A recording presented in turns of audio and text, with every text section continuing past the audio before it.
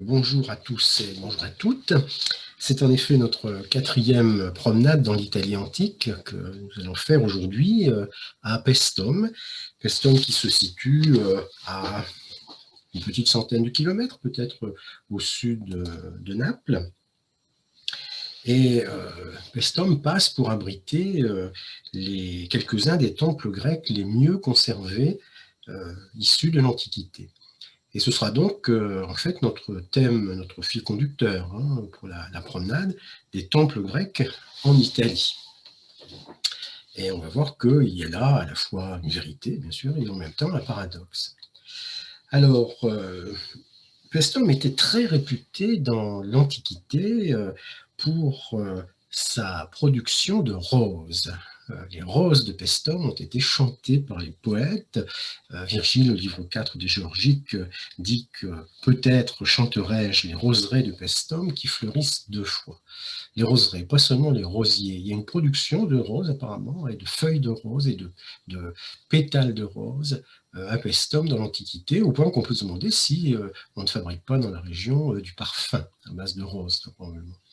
En tout cas, aujourd'hui, la région de Paestum est plutôt réputée pour ses productions alimentaires.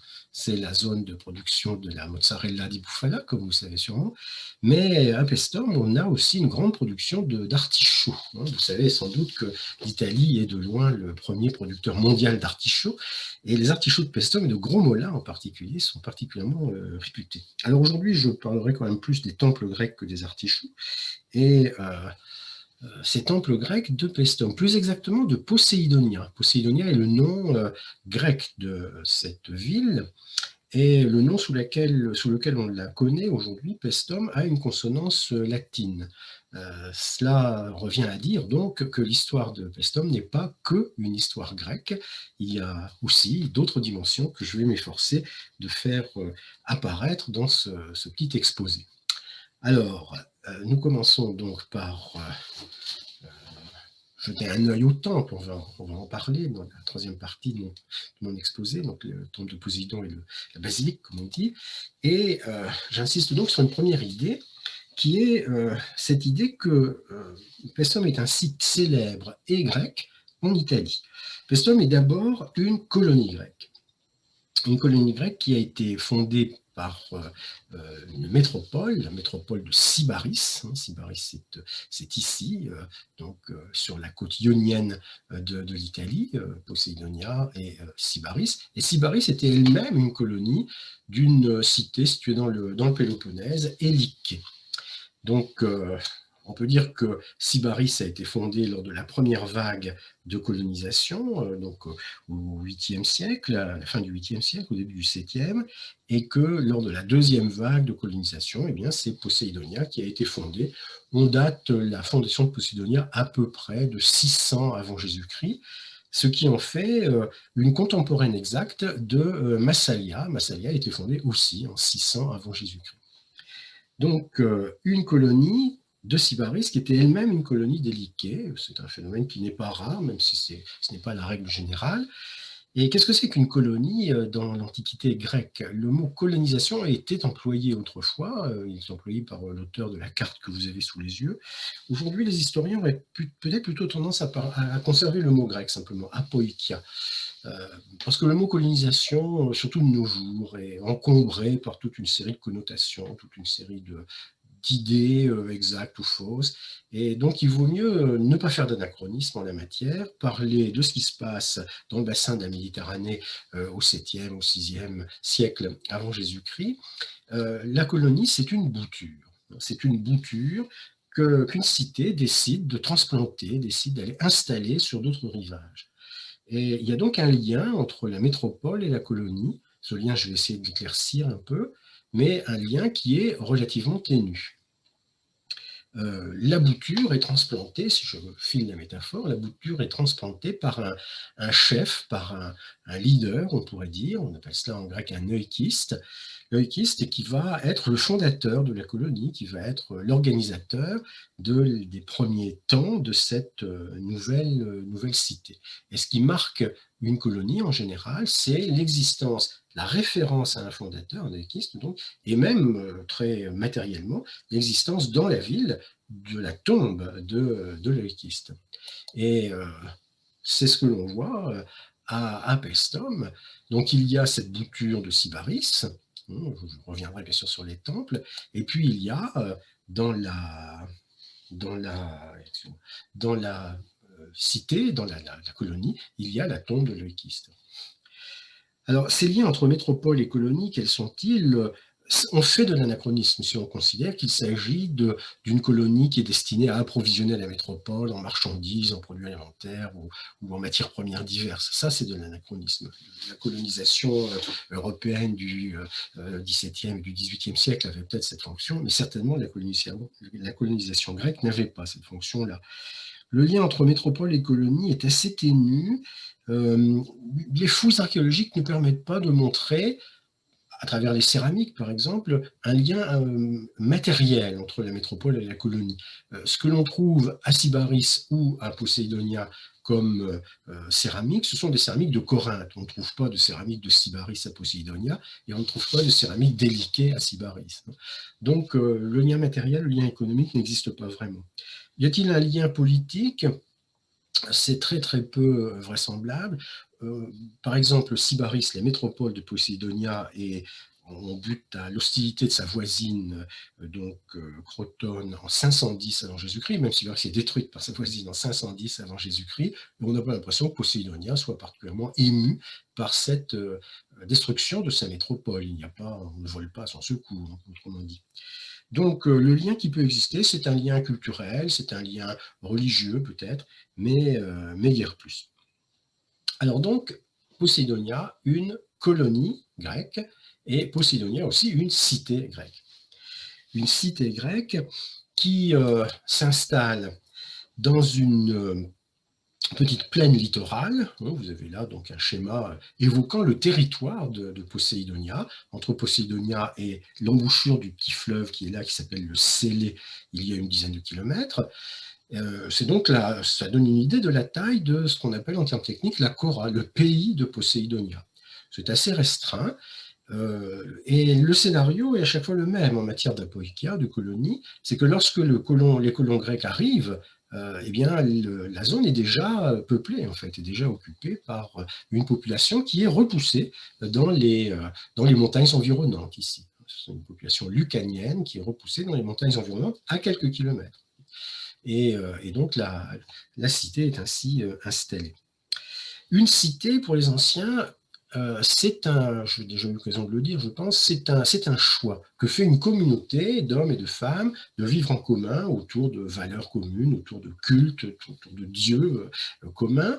On prend le parti de vivre en commun, de défendre la cité, de célébrer les dieux, et on entend que tout ça se sache. Et tous les citoyens, tous les membres de la communauté participent à la fois à la vie et à la défense de la cité, chacun à la mesure de ses moyens, même les femmes qui, à leur place, en fait, donc sont amenés à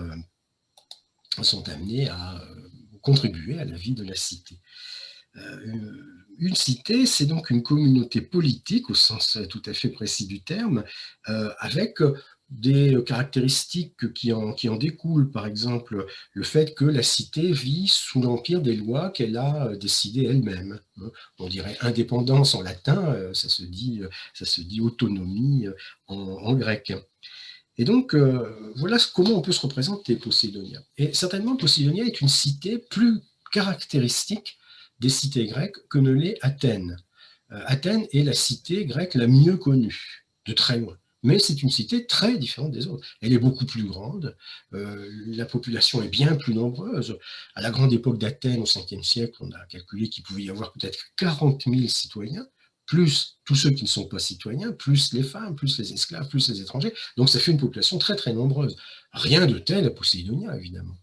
La plupart des cités grecques sont des bourgades, parfois restreintes, qui n'ont pas du tout le rayonnement et je dirais, le prestige d'Athènes. Considérer la cité grecque à l'aune de ce qu'est Athènes, c'est certainement faire preuve enfin, commettre une erreur historique, sûrement. Donc là, nous avons affaire à une cité modeste, une cité de taille restreinte, mais qui présente quand même, pour autant qu'on puisse le savoir, toutes les caractéristiques d'une cité. Et je vais commencer par une première démonstration, si on peut dire. La cité, c'est donc une communauté d'hommes et de femmes qui ont pris le parti de vivre en commun autour de certains cultes. Il y a donc dans le territoire de la cité, pas seulement dans la ville, dans le territoire de la cité, il y a des sanctuaires. Et à Poséidonia, nous avons ici donc là, on est au nord de la cité, il y a 10 km peut-être entre Poséidonia et l'embouchure du fleuve Sélé, il y a un sanctuaire dédié à la déesse Héra. C'est ce qu'on appelle l'Héraïon du Sélé. Alors voilà une image, pas l'Héraïon du Sélé, mais la tombe de l'Aïkiste, dont je parlais tout à l'heure. Et l'Héraïon du Sélé se trouve donc au nord de la cité. Voilà ce à quoi il peut ressembler. Bien sûr, il est totalement détruit, il est tout à fait réduit à ses fondations, mais on peut quand même voir que la vie de la cité s'organise dans le pays de Poséidonia et pas seulement dans le bourg de Poséidonia. Et dans ce sanctuaire rural de Poséidonia, il y a donc un culte d'Héra. Les archéologues ont trouvé sur le site une statue d'Héra. Héra, c'est une des déesses de la fécondité, de la fertilité dans le monde grec. Donc, Héra est adorée dans ce sanctuaire rural. La statue qui a été découverte ressemble beaucoup à la statue que Polyclète avait établie dans le sanctuaire d'Héra à Argos, qui était le plus grand des sanctuaires d'Héra.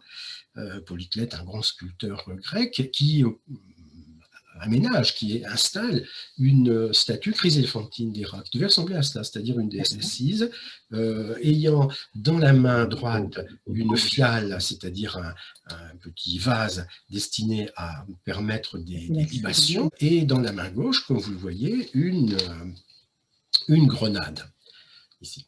Donc la fiale et la grenade comme emblème de cette Héra, donc à la fois d'Argos et cette Héra du Sélé à Poséidonia. Et la particularité fait que dans la région de Paestum, il y a à quelques kilomètres du sanctuaire d'Héra, il y a aujourd'hui un sanctuaire de la Madone à la grenade, justement, la Madone évidemment qui tient dans ses bras l'enfant Jésus, hein, mais le sanctuaire est situé à quelques kilomètres seulement de l'Héraïon du Sélé, et il y a cette permanence, on pourrait dire, de la grenade, sur lequel je ne ferai pas vraiment de commentaire, mais enfin, c'est assez intéressant de voir ça. On peut se demander s'il n'y a pas une continuité au fil des siècles entre des civilisations différentes. Alors, le sanctuaire du Sélé comportait un temple, et ce qui reste de ce temple a été remonté au musée de Paestum. On a donc remonté notamment la frise de ce sanctuaire, une frise composée de ce qu'on appelle en termes techniques des triglyphes, c'est-à-dire une pierre décorée de trois lignes verticales, et de métopes. La métope, c'est donc la pierre intermédiaire, qui peut être laissée lisse, peinte ou même pas peinte éventuellement, ou qui peut être sculptée. Dans ce cas, il y avait des métopes sculptées qui nous montrent certains épisodes de la mythologie grecque. Ici, on a donc l'enlèvement de Léto par Tityos et Apollon et Artémis qui s'efforcent d'atteindre Tityos avec leurs flèches et qui s'efforcent surtout de libérer Léto qui est la mère d'Apollon et d'Artémis. Donc les sanctuaires dans une cité ne sont pas forcément les sanctuaires à l'intérieur de la ville, à l'intérieur du bourg. Ils peuvent être aussi des sanctuaires ruraux. Et Poséidonia, de ce point de vue, est une cité tout à fait typique, on pourrait dire, tout à fait caractéristique. Si on se fonde sur Athènes, on pourrait dire, dans la cité des Athéniens, il y avait aussi des sanctuaires extérieurs à la ville, le plus connu étant celui d'Éleusis, évidemment, mais il y en avait d'autres. Alors, une caractéristique de la cité de Poséidonia dans l'Antiquité est qu'elle avait une réputation particulière qui nous a été transmise par deux auteurs, Aristoxène de Tarente et Athénée de Naucratis. La réputation, donc, de regretter d'avoir perdu l'usage de la langue grecque. C'est ce que nous enseigne ce petit passage d'un livre d'Aristoxène de Tarente qui est perdu, on n'en connaît plus qu'un fragment qui a été rapporté par Athénée de Naucratis, donc dans cet ouvrage que les spécialistes de langue grecque n'aiment pas beaucoup et qui ne traduisent pas bien, mais qui est très intéressant néanmoins. Athénée de Naucratis vit à l'époque de l'empereur Marc Aurèle, donc à la fin du IIe siècle, après Jésus-Christ, et il raconte des anecdotes, le genre d'anecdotes que l'on peut raconter dans les banquets, d'où le nom d'ethnosophiste, le banquet des philosophes en quelque sorte, hein, des anecdotes qui l'amènent, lui, Athénée, à citer des auteurs plus anciens. Il en cite 2000, et la plupart de ces 2000 auteurs qu'Athénée cite ne sont pour nous que des noms, et la citation qu'il donne lui, c'est-à-dire beaucoup d'auteurs qui ont disparu, enfin dont nous n'avons pas conservé l'œuvre, eh bien, sont cités par Athénée. Donc c'est très intéressant de voir qu'il nous apporte, il nous transmet un passage d'Aristoxène. D'Aristoxène, on a conservé un traité d'harmonie, qui lui a été mieux conservé que les autres. Les autres ouvrages d'Aristoxène, on pense qu'Aristoxène a peut-être écrit 452 livres, hein, donc il ne nous en reste quasiment pas, sauf quelques brefs passages qui sont transmis donc par Athénée de Naucratis. Vous avez là une édition du XVIe siècle donc d'Athénée en grec, et puis voilà la traduction dans la collection Budé, donc des universités de France. C'est une traduction qui a été entamée dans les années 50 et qui n'a pas été terminée.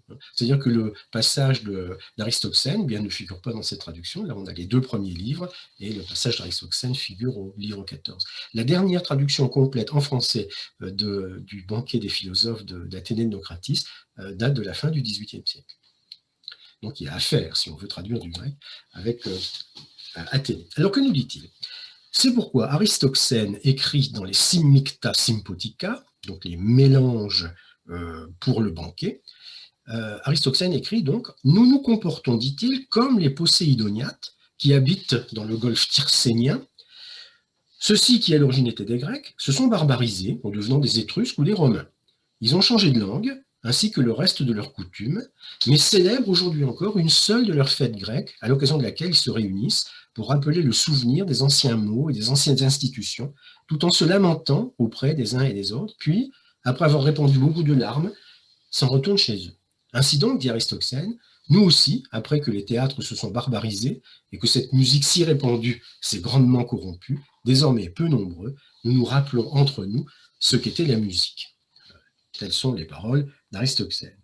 Alors, Aristoxène et Athénée parlent de musique, mais il faut entendre évidemment langue.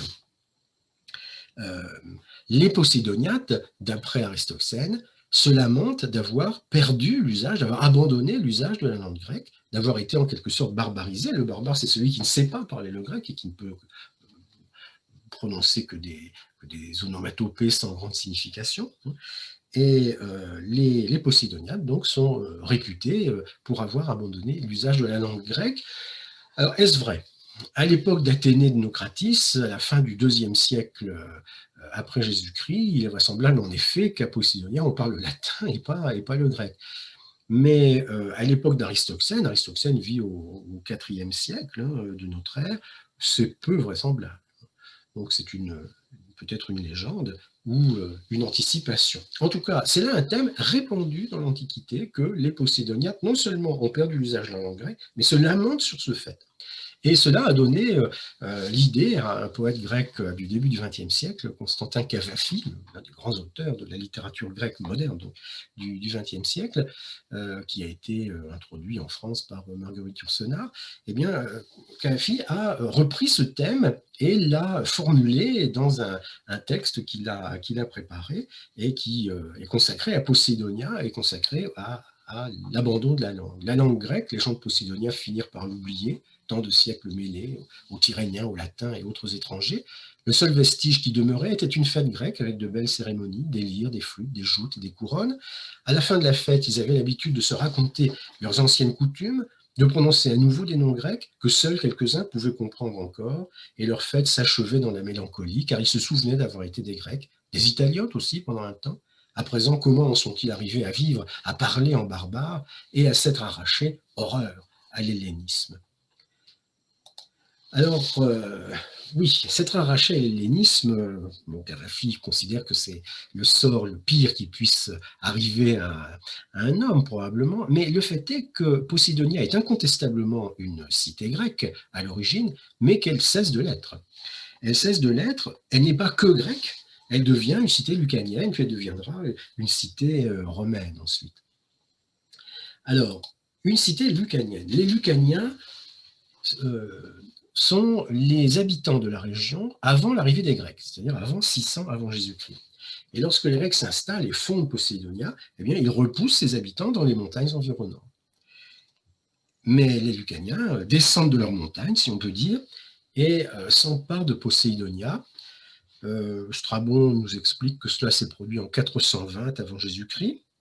Et le retour des Lucaniens ne se fait pas, semble-t-il, sans violence, si on considère les tombes lucaniennes que l'on voit dans la région et qui ont été présentées, enfin qui sont présentées au musée de Paestum. Vous avez là le contenu de la tombe d'un guerrier lucanien avec sa panoplie et tout cela, et puis il y en a une autre en arrière-plan que vous voyez, tout cela peut nous donner une idée de la brutalité de l'imposition de la domination lucanienne sur la cité grecque de Poseidonia, qui va devenir Paestum.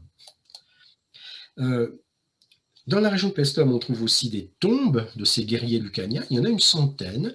Et ces tombes présentent une caractéristique intéressante. Ce sont des tombes peintes à l'intérieur, peintes à fresque, de façon très, très légère.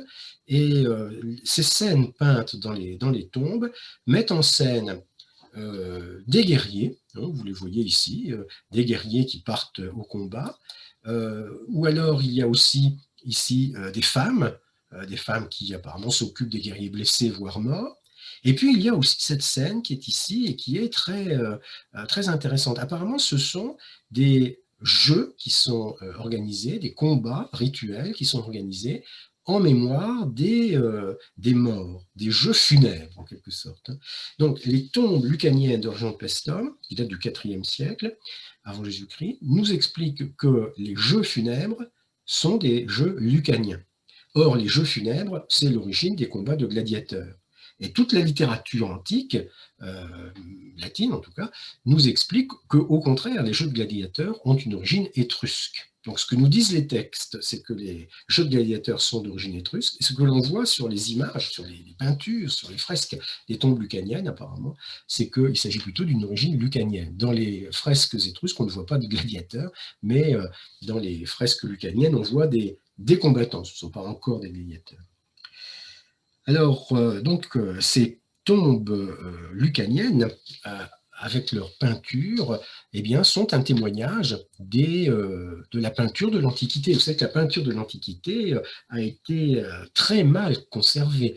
Se sont conservées les fresques.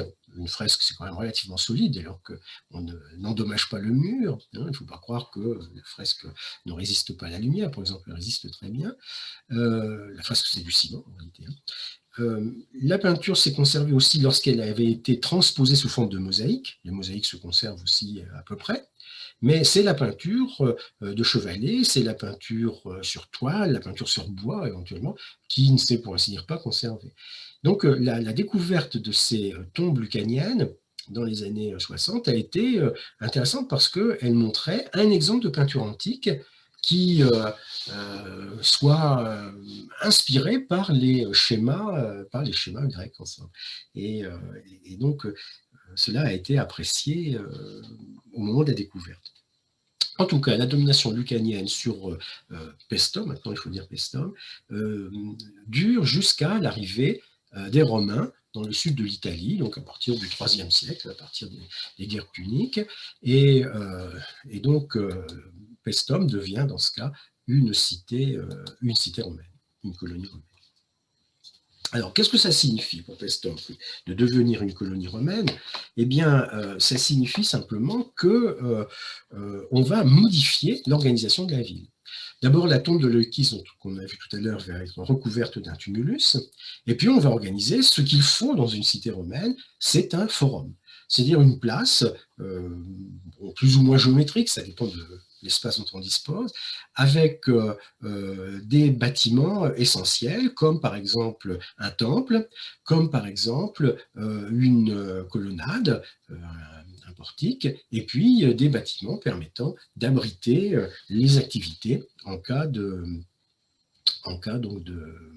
d'intempéries. Et ce sont les installations qui sont établies à Paestum, donc dans la cité.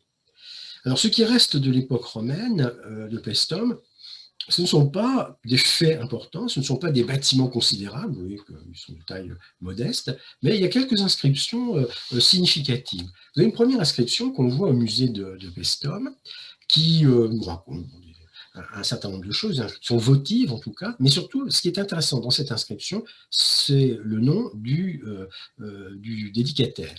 C'est le nom qui est inscrit là, donc M, c'est Marcus, Marcus Tullius Cicéron. C'est une inscription qui date de 240 après Jésus-Christ, donc milieu du IIIe siècle. Il y a à Paestum une grande famille qui qui domine un peu la société de la ville, et cette famille porte le nom de Tullius Cicéron, c'est-à-dire qu'elle se rattache, du moins elle prétend se rattacher, à l'orateur du 1er siècle avant Jésus-Christ. Cicéron, qui vit dans la première moitié du 1er siècle avant Jésus-Christ, Cicéron consul en 63, hein, eh bien, Cicéron donc passe pour être, du moins c'est ce qu'on dit à Paestum, passe pour être l'ancêtre de cette famille. Alors, est-ce crédible? Non, parce qu'on sait que Cicéron a eu une fille qui s'appelait Tullia, et que les filles ne transmettent pas le nom de leur père, elles prennent le nom de leur mari. Donc, en tout cas, cette famille n'est pas descendante directe de l'orateur, mais Cicéron avait un frère, Quintus. Il se peut que Quintus ait eu des fils et que ceux-ci ensuite aient engendré toute une descendance. Donc, ce n'est pas absolument impossible, mais après 300 ans, il y a quand même un doute qui peut planer. En tout cas, cette inscription est intéressante parce qu'elle nous montre l'ampleur de la romanisation, de la latinisation de la région. Aristoxène de Tarente disait au IVe siècle que les Posidoniates avaient abandonné le grec. Le fait est qu'à Paestum, au IIIe siècle après Jésus-Christ, clairement, on parle le latin. Alors, un autre document intéressant qu'on voit au musée de Paestum, c'est ce document, c'est une plaque de bronze gravée, ce qu'on appelle une honesta missio. L'honesta missio, c'est un diplôme qui est remis à un soldat à la fin de sa période de service, à la fin de sa période d'activité. Alors le soldat, ici on en connaît le nom, il s'appelle Caius Licinius Probus, et on sait que Caius Licinius Probus était soldat de la deuxième cohorte prétorienne, c'est-à-dire qu'il servait dans la garde personnelle des empereurs, dans l'entourage des empereurs. Caius Licinius Probus prend sa retraite donc en 148 après Jésus-Christ, c'est l'époque du règne de l'empereur Antonin.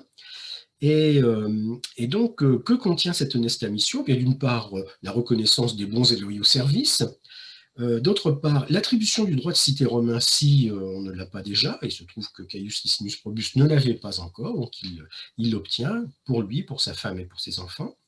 Et puis tout cela est mis sous le patronage des protecteurs, on pourrait dire, de Caius Licinius Probus, qui vient se retirer à Paestum.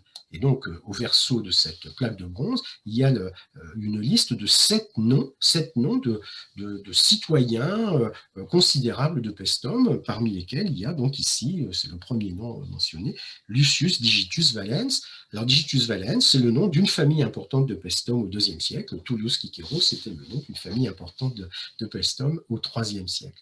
Donc, clairement, la ville de Poseidonia a été grecque, c'est vrai, mais elle ne l'est plus. Elle est romaine, clairement, à partir du IIe et du IIIe siècle de notre ère. Ce qu'Athénée de Nocratis constate en composant son banquet des sophistes. Alors, que se passe-t-il après?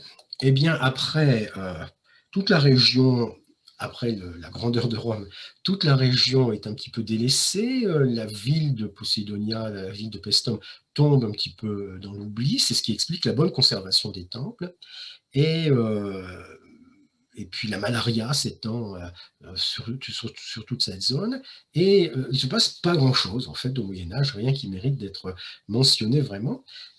Paestum revient sur le devant de la scène au XVIIe et au XVIIIe siècle, lorsque se développe en Europe le Grand Tour. Le Grand Tour, c'est une habitude que les élites sociales européennes acquièrent à partir du XVIIe siècle. Bon, ça commence un petit peu au XVIe siècle, mais ça s'épanouit beaucoup au XVIIIe siècle.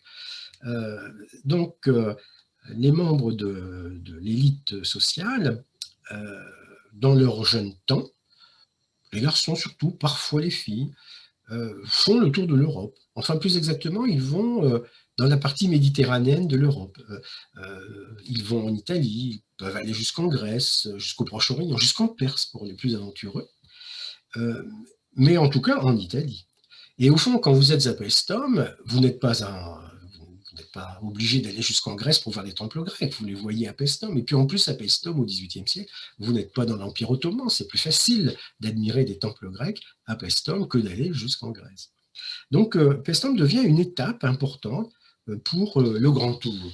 Et le Grand Tour est donc très à la mode. Alors, la scène typique quand on veut évoquer le Grand Tour, c'est ce tableau de Tischbein qui évoque Goethe dans la campagne romaine. Si vous connaissez un petit peu la zone de la Via Appia à Rome, vous reconnaissez ici le mausolée de Cecilia Metella, il existe encore, hein, il est très, très reconnaissable. Et donc, ce grand auteur qui est Goethe prend la pose de l'amateur d'antique dans la campagne romaine. Hein. C'est toute une gestuelle qu'il faut acquérir. Ça, c'est tout l'esprit du Grand Tour, au fond.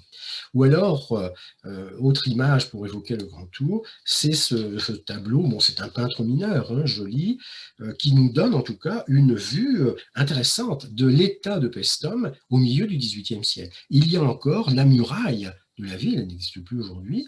Il y a la ville elle-même, enfin, c'est maintenant le site archéologique. Vous avez les temples, les fameux temples dont on va parler quand même, hein. Donc les temples qu'on appelle aujourd'hui temple d'Athéna, temple de Poséidon et basilique. Et puis vous avez les voyageurs qui sont là et qui admirent ces ruines grecques très bien conservées, telles qu'on les voit au XVIIIe siècle et telles qu'on les voit encore aujourd'hui. Ou alors un autre exemple de la popularité de Paestum au milieu du XVIIIe siècle, c'est cette gravure de Piranèse. Piranèse qui en a peut-être ajouté un petit peu pour ce qui concerne les végétaux peut-être, hein, mais peut-être pas au fond. Et donc Piranèse qui nous montre le temple, alors il appelle le temple de Junon, nous dirions le temple d'Athéna, nous verrons ce qu'il faut penser de ces appellations, et donc ce temple qui est couvert de broussailles et sur lequel donc le bétail va brouter. On peut se demander ce qu'on peut vraiment brouter sur un temple grec, s'il y a quelque chose de particulier à brouter. Mais en tout cas, ça enjolive un petit peu l'image. Donc, Posidonia Paestum, c'est l'Antiquité complètement révolue, mais au XVIIIe siècle, eh bien, cette localité devient, je dirais, une référence tout à fait incontestable. Ce sont les temples grecs les mieux conservés, par ailleurs c'est vrai, les temples grecs les mieux conservés, donc visibles en Italie. Alors ces temples, mais maintenant on va en parler. C'est le but de la promenade quand même, d'aller voir les temples grecs en Italie. Et ces temples ont été étudiés donc à partir du XVIIe siècle. Ils ont été dessinés, ils ont été mesurés, ils ont été observés. Au XIXe siècle, on se livre à des fouilles dans la zone des temples, dans le site de la ville, pour essayer de comprendre la disposition et un savoir se constitue à propos de Paestum. Et donc, il y a des connaissances fragmentaires au XVIIIe siècle et des connaissances beaucoup plus solides à partir du XIXe et du XXe siècle.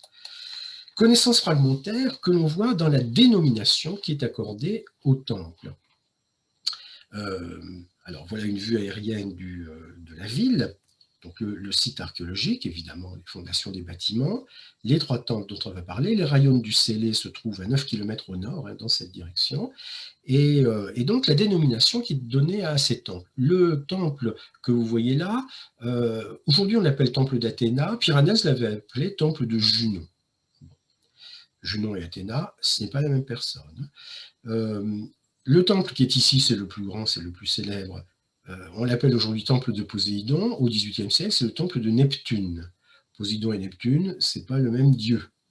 C'est pas le même dieu. Poséidon est le dieu des espaces maritimes, des chevaux, des tremblements de terre, dans l'univers grec. Et Neptune est un dieu dans l'univers romain. Ce sont des univers différents. C'est inutile de se demander si Poséidon et Neptune, c'est le même dieu. Ce n'est pas le même dieu. Ce n'est pas la même religion, ce n'est pas la même langue, ce n'est pas la même culture.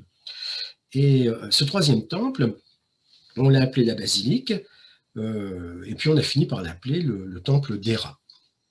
Alors, je vais parler rapidement du temple d'Athéna et de la basilique, et puis j'insisterai un petit peu sur le temple dit de Poséidon. Alors, le temple d'Athéna est le plus petit des trois. Ce n'est pas le plus ancien c'est la basilique, et ce n'est pas le plus récent c'est le temple de Poséidon. Le temple d'Athéna a été construit vers 500 avant Jésus-Christ, donc au début du 5e siècle, fin du 6e, début du 5e siècle. C'est un temple qui est plus petit que les autres, mais il a des dimensions très emblématiques dans l'univers grec. Le long côté du temple que vous voyez là mesure très exactement 32 mètres 80. 32 mètres 80. Alors 32 mètres 80, c'est 100 pieds doriques. 100 pieds doriques, on a donc affaire à un temple hécatompédon. C'est un temple dont la dimension est particulièrement emblématique. D'autre part, c'est un temple qui présente 6 colonnes en façade, 6, donc temple hexastyle. Il y a une colonnade qui fait le tour du bâtiment, temple périptère, et l'ordre architectural, on le voit bien ici, c'est l'ordre dorique, enfin les 3 temples de Paestum sont des temples d'ordre dorique de toute façon, mais c'est l'ordre dorique qui se caractérise, on va en reparler, par une disposition particulière des colonnes. La colonne est posée directement sur le soubassement, il n'y a pas de socle, et la colonne est renflée par la partie basse et effilée par la partie haute. Ça se voit bien ici, hein, le diamètre de la colonne au sommet est bien plus petit que le diamètre de la colonne à la base. À la base, la colonne mesure 1,26 m de diamètre et elle mesure 86 cm au sommet. Il y a donc une apparence, enfin une forme qui est, si on peut dire, convexe. Les flancs sont renflés et le sommet est effilé. C'est délibéré chez l'architecte d'avoir fait cela. On donne une forme convexe à la colonne, ce qui fait que lorsqu'on se trouve au pied de la colonne et qu'on regarde la colonne, eh bien, elle apparaît bien verticale. Si elle était effectivement verticale, elle apparaîtrait comme concave. Donc on la rend convexe pour qu'elle apparaisse verticale. C'est ce qu'on appelle le principe de l'entasis. Rien n'est absolument géométrique dans le temple, mais tout est calculé, tout est arithmétique, si on peut dire.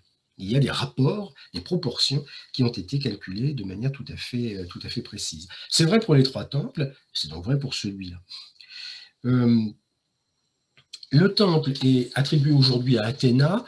C'est une attribution qui n'est pas certaine.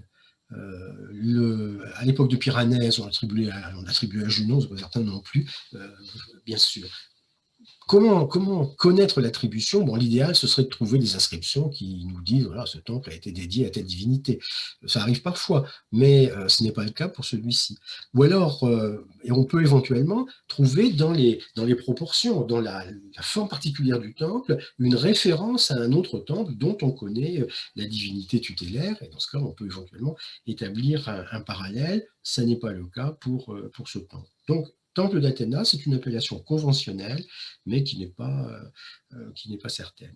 Ce qui est sûr, en tout cas, c'est que le temple est relativement bien conservé pour sa colonnade, tout au moins. Les frontons, comme vous voyez, sont conservés par morceaux, hein, et l'intérieur du temple, lui, a été transformé. On a récupéré les pierres. Le temple a dû probablement être utilisé comme église au Moyen-Âge, puisqu'on a trouvé à l'intérieur des tombes chrétienne. Donc il est probable que le temple a été utilisé comme église. Alors voilà, donc un premier temple de Paestum, le supposé temple d'Athéna, un temple relativement petit, hécatompédon, 32,80 de long, et 6 colonnes en façade. Si on prend maintenant le deuxième temple dont je parlerai, là je vais prendre le temple le plus ancien. Le temple le plus ancien, c'est la basilique qui est ici. Alors on l'a appelé basilique parce que il ne reste vraiment que la colonnade, hein, et on a l'impression d'un très vaste espace bordé d'une colonnade. C'est à ça que ressemblent les basiliques sur les forums romains, sauf que là c'est un temple grec, donc l'expression de basilique, là encore, elle date du XVIIIe siècle, mais elle est fallacieuse, hein, puisque on mélange des réalités différentes. Quoi qu'il en soit, cette basilique, c'est un temple d'ordre dorique qui a donc la particularité d'être beaucoup plus grand que celui qu'on vient de voir. Il mesure exactement 54 mètres de long, l'autre mesurait 32 mètres 80. Il n'a pas 6 colonnes en façade, il en a 9, ce qui est tout à fait exceptionnel. En principe, les temples doriques ont un nombre pair de colonnes en façade, là c'est un nombre impair. Et donc un temple très grand et avec une particularité dans le nombre des colonnes. Particularité dans l'organisation intérieure aussi. Les murs de la cella intérieure ont disparu, enfin il reste quand même les fondations, donc on a une idée précise du plan du temple. Il n'y a pas une double colonnade qui constitue l'intérieur du temple, il y a une colonnade unique qui est dans l'axe médian du temple, et donc vous avez une sorte de ligne horizontale qui va de la colonne centrale de la façade donc ouest à la colonne centrale de la façade est, ce qui veut dire que lorsque on se place devant l'autel, les autels dans les temples grecs ne sont pas situés à l'intérieur du temple, mais devant le temple, et devant la façade est en général. La particularité des temples de Paestum, quand on les voit, c'est qu'on les voit par la façade ouest, on les voit à l'envers en quelque sorte, on les voit par l'arrière. C'est d'ailleurs la même chose sur l'acropole d'Athènes. Quand on arrive sur l'acropole d'Athènes, on voit le Parthénon, et on voit en fait la façade arrière du Parthénon, la façade ouest. Donc si on considère l'autel installé devant le temple, en principe, le sacrificateur sur l'autel peut éventuellement poser les yeux sur la statue de culte qu'il y a dans le temple en organisant le sacrifice. Eh bien, dans le cas du temple de Paestum, ce n'est pas possible puisque juste au centre, il y a la colonne et puis ensuite la colonnade intérieure. Et donc la statue de culte est invisible. J'insiste sur cette idée parce que c'est assez rare dans les temples doriques de voir ça. Et il y a là une curiosité qui doit correspondre probablement à une réflexion qui nous échappe un petit peu. En tout cas, ce temple-là, on le sait grâce aux fouilles qui ont été réalisées à partir du 19e siècle, et grâce aux dépôts qui ont été repérés, ce temple-là était dédié à Héra. Temple d'Héra, donc. Le petit temple de l'Héraïon du Célé était aussi dédié à Héra, et là, nous avons le grand temple qui est dédié à Héra. Héra, la divinité tutélaire de Poséidonia, Héra, une des divinités symboles de fécondité. Donc le temple d'Héra, premier temple d'Héra parce qu'il y a un autre temple d'Héra, et le temple d'Héra donc, qui est conventionnellement appelé la basilique, c'est le plus ancien des temples de Paestum. Le temple d'Athéna qu'on a vu il y a un instant, c'est le temple qui a été construit en 500 avant Jésus-Christ. Le temple d'Héra a été construit en 530 avant Jésus-Christ. Nous allons maintenant voir le troisième temple de Paestum, celui qu'on appelle conventionnellement le temple de Poséidon. Alors, il a la particularité d'être le plus grand des trois et d'être le plus récent des trois, puisqu'il a été construit vers 450 avant Jésus-Christ. Alors, il est très bien conservé et il présente des caractéristiques très, très intéressantes. C'est un temple qui est très grand. Il mesure donc une cinquantaine de mètres de long, même une soixantaine de mètres, puisque 59 mètres 90, donc un temple presque 2 fois plus grand que le temple d'Athéna. C'est un temple qui a 6 colonnes en façade, hexastyle, comme le temple d'Athéna, et à la différence de la basilique, qui en avait 9, donc ici un nombre pair. C'est un temple pour lequel on voit que les colonnes doriques sont posées directement sur le soubassement, il n'y a pas de socle, elles sont cannelées, mais comme vous voyez, même si elles sont effilées vers le haut, si le diamètre supérieur est plus petit que le diamètre inférieur, pour autant, l'effet de colonnes effilées est moins visible ici que pour le temple d'Athéna, où là on avait vraiment affaire à des colonnes très très effilées vers le haut. C'est moins net ici, mais en contrepartie, il y a davantage de cannelures sur la colonne. Donc cela allège un peu la colonne. Et alors, dans ce temple de Poséidon, tout est affaire de proportion. C'est vrai pour les 3 temples de Pestum, mais c'est particulièrement vrai pour celui-ci. Tout est affaire de proportion, c'est-à-dire que si on compte, si on prend la colonne par exemple, on voit que la hauteur de la colonne est proportionnelle au diamètre. Proportionnelle au diamètre le plus petit, mais proportionnelle aussi au diamètre le plus grand. 4 diamètres et 5 diamètres 3 quarts, selon qu'on considère le diamètre le plus petit ou le plus grand.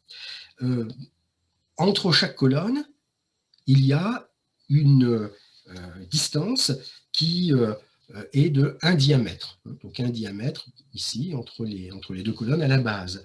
On a remarqué aussi que les différents éléments structurant l'architrave, donc qui est posé sur les colonnes, donc la hauteur de la frise par exemple ici est proportionnelle aussi aux dimensions des colonnes. La hauteur de la frise, c'est un diamètre inférieur de la colonne. Donc, c'est un temple qui est géométrique, en quelque sorte, qui est arithmétique, qui est entièrement composé grâce à des calculs, grâce à des proportions. C'est net dans tous les temples grecs de façon générale, mais c'est net dans celui-ci en particulier. Alors, le temple de Poséidon à Pestum a été comparé souvent au Parthénon. C'est un petit peu ennuyeux parce que, je l'ai expliqué, je crois, la dernière fois, le Parthénon n'est pas un temple, hein, c'est un trésor. Enfin, il ressemble quand même à un temple, si on veut. Simplement, dans les proportions, la référence pour Pestum, ce n'est pas le Parthénon d'Athènes, c'est plutôt le temple de Zeus à Olympie, qui lui est en moins bon état que celui-là. Donc, un temple qui est bien conservé, qui est de la taille et de la qualité du temple de Zeus à Olympie ou du Parthénon à Athènes, et qui a été construit à peu près au même moment, c'est-à-dire au milieu du 5e siècle. Alors, ce temple de Pestum a encore 2 caractéristiques originales, et pour cela, je vais peut-être reprendre la vue aérienne. Voilà, 2 caractéristiques originales. C'est donc le plus récent des 3. Hein. Il est bâti très près de la basilique. La distance entre les 2 temples est inférieure à 50 mètres. Or, la longueur du temple de Poséidon, c'est 59,90 mètres, et pour la basilique, c'est 54 mètres. Donc, les 2 temples sont vraiment côte à côte. C'est tout à fait anormal pour les temples grecs d'être aussi près l'un de l'autre. Et alors, deuxième caractéristique originale, les fouilles du temple ont permis de trouver à quelle divinité le temple était consacré. Évidemment pas à Poséidon, hein, puisque c'est une erreur qui a été faite au XVIIIe siècle, mais à un moment on a pensé que le temple avait été dédié à Zeus, puisqu'il ressemble au temple d'Olympie, qui lui-même est dédié à Zeus. Mais les fouilles ont permis de comprendre que le temple était dédié à Héra, lui aussi. Donc, il y a un sanctuaire rural consacré à Héra, il y a le plus ancien des 3 temples consacré à Héra, et le plus récent des 3 temples est consacré à Héra aussi. Et donc on ne s'explique pas pourquoi 2 temples consacrés à la même divinité ont été construits si près l'un de l'autre. C'est une particularité qu'on n'arrive pas à comprendre, qu'on n'arrive pas à expliquer. Néanmoins, les vestiges archéologiques sont tout à fait clairs et tout à fait, on pourrait dire, formels. Il n'y a pas d'erreur sur ce sujet-là. Alors voilà, donc cette vue générale de la ville de Poséidonia, là c'est plutôt Poséidonia que l'on voit avec les temples grecs évidemment, vue générale d'une ville qui a évolué au fil du temps, qui est devenue Paestum, c'est-à-dire une ville romaine. Et je terminerai cette promenade à Paestum par l'évocation de ce qui n'est pas un temple, parce qu'à Paestum il n'y a pas que des temples. Je parlerai d'une tombe, qui est donc la tombe du plongeur. La tombe du plongeur, qui a été découverte en 1968. C'est une tombe qui avait été soigneusement construite, soigneusement scellée et soigneusement enterrée, donc elle était en très bon état, son contenu a pu être étudié, et c'est une tombe qui a été peinte à l'intérieur. Les tombes lucaniennes sont peintes à l'intérieur aussi, celle-ci est peinte à l'intérieur. Et autre caractéristique, la peinture, la fresque, donc, c'est très bien conservé au fil du temps. Pour les tombes lucaniennes, on peut dire l'influence est grecque ou étrusque si on veut. Pour la tombe du plongeur, clairement, l'influence est grecque. Hein, c'est une peinture grecque. Alors, il y a peut-être des thèmes que l'on retrouve dans les fresques étrusques. C'est vrai qu'il y a des plongeurs dans certaines fresques de Tarquinia, ça c'est pas faux, mais quand même, le style ici est indubitablement grec. C'est donc un exemple de peinture grecque du VIe siècle, donc avant Jésus-Christ, qui a été ainsi mise au jour. Et c'est un exemple très rare, puisque comme je vous le disais tout à l'heure, les peintures antiques grecques sont tout particulièrement rares. Alors que voit-on donc? Tombe du plongeur, évidemment, c'est une référence au couvercle. Ceci, c'est le couvercle de la tombe avec ce plongeur que l'on voit là. Donc, il faudra dire un mot. Et sur les parois de la tombe, il y a des scènes de banquet. Scènes de banquet qu'on peut lire méthodiquement en partant, je vais partir de la droite ici, c'est-à-dire la paroi est, donc est, sur la droite, et puis je vais décrire toute la scène pour arriver jusqu'à la paroi ouest. Alors voilà la paroi est, qui nous montre 3 lits de banquet avec des convives qui sont au nombre de 5, 2 ici, 2 là et 1 sur la gauche. Devant chaque lit de banquet, une table. Bon, là, c'est une table. Ici, la fresque est un petit peu endommagée, mais enfin, c'est une table. Et les tables sont décorées de feuillage. Et j'expliquerai tout à l'heure que ce feuillage, ce sont des branches d'olivier. Les lits de banquet sont décorés tous, et sur l'autre paroi, ce sera la même chose, sont décorés d'une couverture bleue.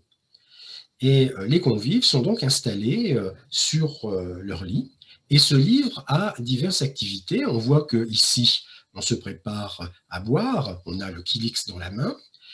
Ici, on joue de la musique. L'instrument que joue ce convive, c'est un holos. L'holos, c'est un genre de hautbois avec 2 tubes. Et donc, c'est un instrument de musique très caractéristique qui est lié au culte de Dionysos. Et dans une scène de banquet, ce n'est pas anormal de trouver un holos, peut-être. Le convive qui est là semble tout à fait enthousiasmé, semble ravi par la musique, ou peut-être a-t-il bu un peu trop, parce qu'après tout, c'est un banquet, on boit beaucoup dans un banquet, certes du vin coupé d'eau, mais enfin, on boit beaucoup. Et puis, le 5e convive, ici, tout à fait à gauche, a dans les mains une lyre. La lyre est associée à Apollon, l'holos plutôt à Dionysos, mais c'est une lyre, vous voyez, qui est composée d'une carapace de tortue. Alors, la lyre, instrument de musique en Grèce, c'est une lyre en bois. Et la lyre avec une carapace de tortue, c'est la lyre mythologique. C'est la lyre telle que le mythe raconte son origine. Mais en réalité, essayer donc de jouer de la musique avec une carapace de tortue, c'est pas très efficace. Il vaut mieux une lyre en bois. Une lyre, il y en a une sur la fresque, mais une lyre avec une carapace de tortue, il y en avait une dans la tombe. Alors, 5 personnages donc sur ces lits de banquet qui sont couronnés de feuillage. Ce feuillage, j'y reviendrai, ce sont des branches d'olivier. Et ce 5e convive ici a dans la main gauche, je ne sais pas si vous voyez bien sur la photo, mais il a dans la main gauche un œuf. Un œuf qui a bien sûr une valeur tout à fait symbolique qu'il va falloir interpréter. Alors voilà, première face donc de la tombe du plongeur.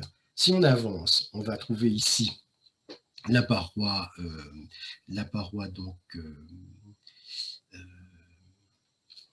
du petit côté, hein, qui montre une table décorée de branchages d'olivier avec un cratère posé par-dessus. Le cratère, c'est le vase dans lequel on mélange le vin avec l'eau. Et puis, ce personnage a dans les mains une énokoé. L'énokoé, c'est le petit vase qui sert à puiser le mélange d'eau et de vin dans le cratère et ensuite aller verser dans les récipients que les convives ont en main. Donc, c'est la scène centrale du banquet, en quelque sorte, la préparation du vin. Alors continuons. Sur le deuxième long côté, on a de nouveau 3 lits de banquet avec une couverture bleue. On a de nouveau 5 personnages qui sont installés sur ces lits de banquet. Les 3 personnages de gauche sont en train de se livrer à un jeu de société avec leur kilix, c'est ce qu'on appelle le kotabos. Le kotabos, ça consiste à mettre un petit peu de vin dans le kilix, à le faire tourner autour du doigt et puis à lancer les quelques gouttes de vin vers la cible qu'il convient d'atteindre. Et si on atteint la cible, on a gagné, si on a perdu. Donc un jeu, on peut faire cela dans un banquet, on peut aussi raconter des anecdotes, comme l'explique Athénée. Et puis ici, c'est une scène évidemment souvent commentée.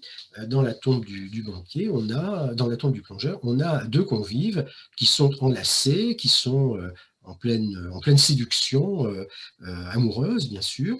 Et vous voyez que le personnage dont on tient la nuque a dans les mains une lyre, lui aussi, une lyre mythologique, une lyre avec carapace de tortue. On ne voit pas la carapace de tortue, mais elle y est très probablement. Et d'autre part, il a un costume, un vêtement qui est soigneusement dessiné, soigneusement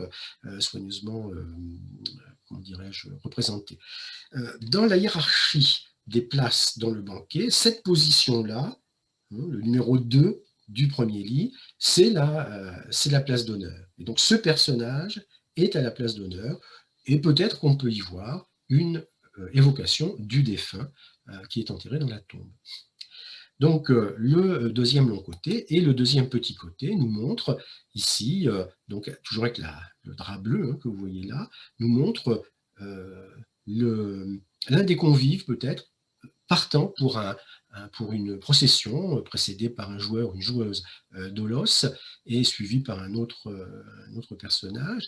Donc une procession comme cela peut se faire éventuellement à l'issue du banquet. Donc une scène de banquet qui est représentée à l'intérieur de la tombe du plongeur. C'est à la fois très révélateur et très particulier. Le banquet est un élément, un rite tout à fait typique de l'univers grec. C'est un marqueur de l'appartenance grecque. Je crois qu'on en avait parlé à propos de Spina il y a 15 jours. Et donc, c'est un rite pour les vivants. C'est une exaltation de la vie. Et là, on est dans une tombe. Le banquet n'est pas du tout un rite funèbre, mais dans la tombe, c'est une exaltation de la vie. De la vie, bon, du défunt sans doute, mais de la vie que celui-ci a pu mener. Donc, intérêt de cette représentation du banquet. Et puis, sur le couvercle, sur la dalle, on a donc la scène du plongeon, qui est très, très original, puisque on pourrait dire que c'est un instantané photographique. Nous sommes très habitués à ce genre d'image. Aujourd'hui, dans l'Antiquité, ça devait être évidemment tout à fait rare. On a un plongeur, donc, qui vient de sauter depuis ce petit bâtiment qui est ici, et qui saute en direction de cette zone bleutée, un peu ondulée, qui est sans doute la mer. Le bâtiment est composé de 7 éléments, 7 pierres. À l'arrière de ce bâtiment, il y a un arbre. Admettons que ce soit un olivier, je veux dire, bon, c'est peut-être pas sur le plan botanique d'une grande précision, mais il convient de dire que c'est un olivier dont les branches sont en mauvais état, un olivier atteint, mourant, mort peut-être, et dans la direction du plongeur, vous avez ici un autre olivier qui, lui, est au contraire en bonne forme, symbole de mort, symbole de vie. Le plongeon, c'est le passage d'un état à un autre, c'est le passage d'un univers à un autre, c'est le plongeon dans l'Hadès, peut-être, c'est le plongeon dans l'invisible, dans l'au-delà, peut-être. En tout cas, c'est une scène qui est évidemment, qui a un fort contenu symbolique, et comment interpréter ces symboles. Alors, si on se souvient de tout ce que l'on a vu, on peut risquer une interprétation. On a vu par exemple un œuf, on a vu des feuilles d'olivier, on a vu une lyre, même 2 lyres. Cela fait indubitablement penser à l'univers pythagoricien. On a vu aussi des éléments en rapport avec la musique. Donc la lyre, l'olos également. La lyre qui fait penser à Apollon, l'olos qui fait penser à Dionysos. Et donc là aussi, on est dans un univers pythagoricien. La musique, qui est pour les pythagoriciens la plus belle des activités, la plus belle des sciences même. Pour les pythagoriciens, la musique est une affaire de rapport de nombres, de rapport mathématique. C'est une affaire voilà, une affaire de mathématiques et pas du tout une affaire sonore, qui serait une affaire de physique. Ce sont les deux conceptions possibles de la musique dans l'Antiquité, soit la musique mathématique des pythagoriciens, soit la musique physique des aristotéliciens ou d'Aristoxène de Tarente. Dans son traité d'harmonie, il explique cela. Donc, le fait qu'il y ait les instruments de musique évoque l'univers des pythagoriciens. Le fait qu'il y ait l'œuf évoque l'univers des pythagoriciens. Les pythagoriciens avaient des interdits alimentaires et ils s'abstenaient de consommer en particulier des œufs. L'œuf, c'est le symbole de la vie, c'est le symbole de la renaissance, c'est le symbole de la résurrection, si on veut. L'œuf de Pâques, hein, même dans l'univers chrétien, on voit cela. Et donc, tabou, en quelque sorte, pour les pythagoriciens. Or, dans la tombe du plongeur, il y a un œuf, tout au moins sur la fresque. L'olivier aussi est un symbole pour les pythagoriciens. Là, on le voit, par exemple, si on considère ce que Pline l'Ancien nous dit de la tombe de Varron. Varron, c'est un auteur du 1er siècle avant Jésus-Christ. Varron, c'est un agronome. Et Pline l'Ancien nous explique que Varron, qui est un sympathisant des idées pythagoriciennes, Varron a insisté pour être enterré, et comme dit Pline, à la mode de Pythagore, dans des feuilles d'olivier. Or, des feuilles d'olivier, dans la tombe du plongeur, il y en a partout. Il y en a sur la tête des convives, il y en a comme décoration des lits, comme décoration des tables, il y en a sur le couvercle de la tombe, vous en voyez là. Et donc, cela confirme l'interprétation par référence, donc par la référence à Pythagore et aux idées pythagoriciennes. Alors dira-t-on, mais est-ce qu'à Paestum, poséidonien plutôt, il y avait des pythagoriciens? Eh bien oui, on connaît le nom de philosophes pythagoriciens originaires de Poséidonia, Testor, Simon et Athamas, par exemple. Ce ne sont que des noms pour nous. Enfin, on sait qu'ils étaient originaires de Poséidonia. On sait qu'il y avait à Poséidonia des pythagoriciens en place, en fonction, enseignant à Poséidonia, sans être nés là forcément, des gens comme Proxénos, Cranaos, Mouès, Batilaos et Phédon. Là aussi, ce ne sont que des noms. Enfin, ils vivaient à Poséidonia. Et donc, on peut se demander, ça peut être la conclusion de cette petite promenade, si la tombe du plongeur n'est pas la tombe d'un des philosophes pythagoriciens de Poséidonia. Ou, mieux encore, si la tombe du plongeur n'est pas la tombe d'un des architectes des temples de Poséidonia, parce qu'après tous ces temples, notamment le temple, le grand temple, le temple de Poséidon, est entièrement bâti sur des rapports mathématiques qui font penser à l'univers pythagoricien. Donc, au fond, la dimension grecque de Poséidonia ne caractérise qu'une partie de l'histoire de la ville, comme on l'a vu, mais enfin, c'est une dimension qui est absolument centrale et absolument essentielle, au moins pour le 6e et le 5e siècle avant Jésus-Christ.